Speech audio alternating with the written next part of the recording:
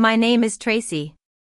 Standing here in the courtroom, watching the judge sentence my brother Ethan to 22 years in prison, I'm overcome with a flood of emotions. I had spent years imagining this moment, the triumph, the vindication, the satisfaction of finally being believed.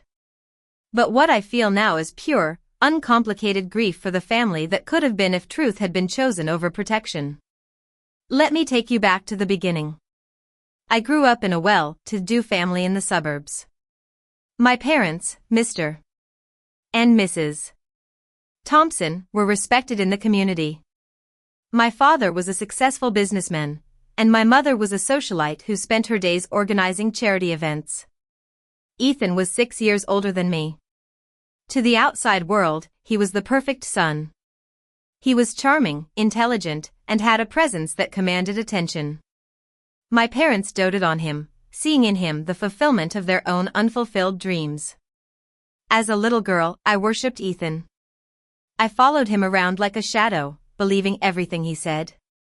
But between the ages of 9 and 14, there were things that happened when we were alone at home.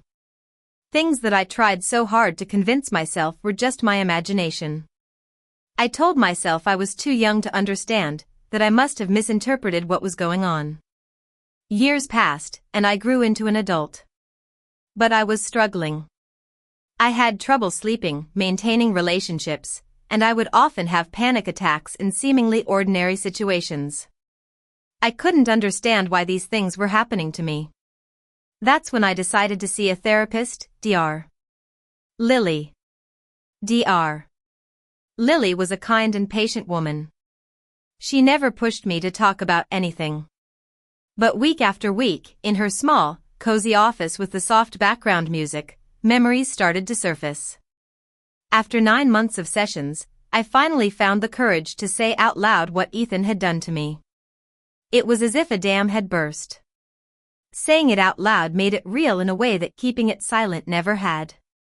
I knew then that I had to report it.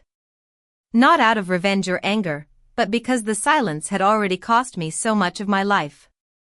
I walked into the police station one morning and told the detective, Officer Davis, everything. She was professional and thorough. She took my statement carefully and assured me that the investigation would take time.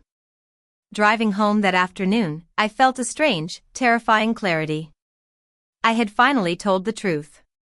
But I had no idea what was about to happen next. Within 48 hours of the investigation starting, my parents called me. Ethan had contacted them as soon as he was approached. My mother's voice on the phone was cold and accusatory. She said I was ruining the family, that I was making up stories for attention. She claimed that she knew her son, and he would never do such a thing. My father was even more severe. He told me that no daughter of his would act like this. He demanded that I retract my statement and apologize to the family. When I refused, he hung up. Within a week, I was cut off completely. No calls, no texts. My extended relatives, who I had grown up with, stopped responding to me. At a family wedding a month later, family friends who had known me since I was a child ignored me as if I didn't exist. Meanwhile, Ethan was being supported and defended by my parents. They hired him a high-profile lawyer, spending over $500,000 on his defense. They attended every meeting and stood by his side at every opportunity. For 6 years, I lived with this isolation. It wasn't just loneliness, it was a deep, relentless pain. Every birthday without a call, every holiday spent alone, and every time I saw a happy family in public, it felt like a knife in my heart. But I kept going.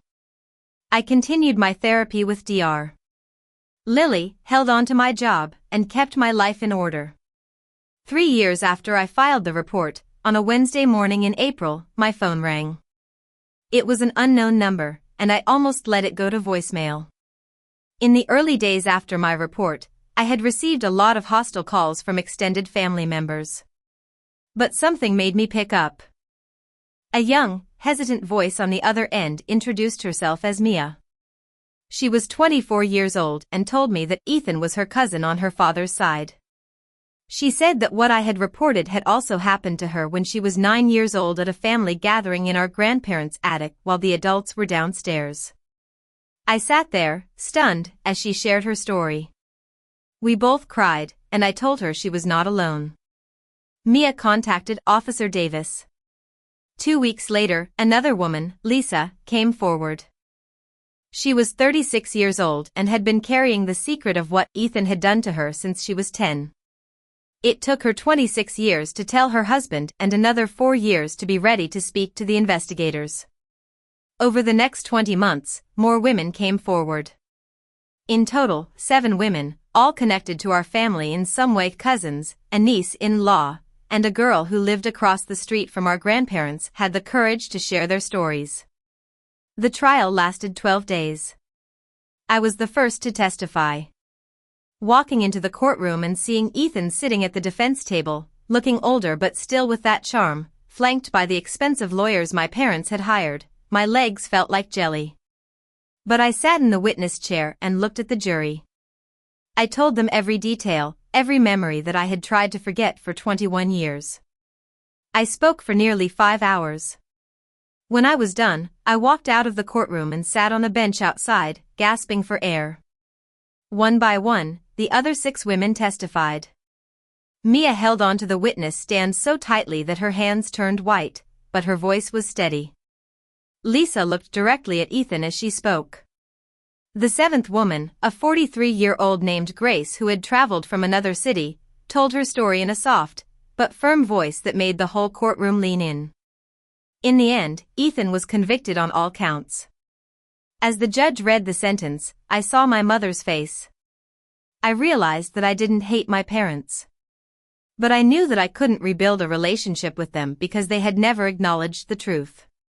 What I have now is a new life. I have these 7 brave women who I will be friends with for life. I have Dr.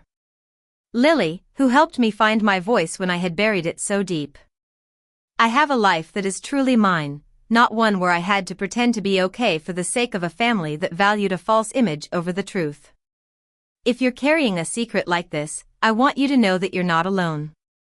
Telling the truth might cost you everything, but it's the right thing to do. The destruction was done by the person who hurt you, not by you speaking out. Your job is to survive and then, when you're ready, to speak.